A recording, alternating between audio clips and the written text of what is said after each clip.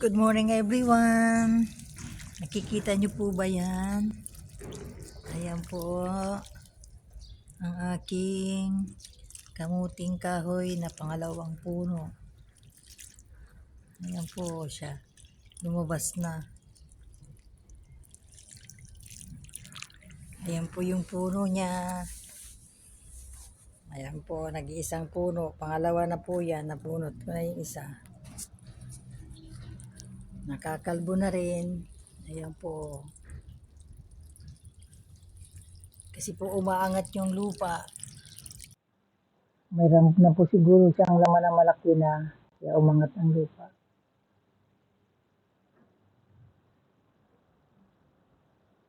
Ayan po ang aking pangalawang puno ng kamuting kahoy.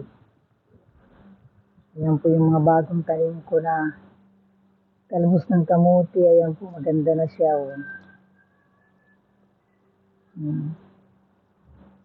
Hanggang dun po yan, sa dulo, doon. Ito po yung bagong tanim.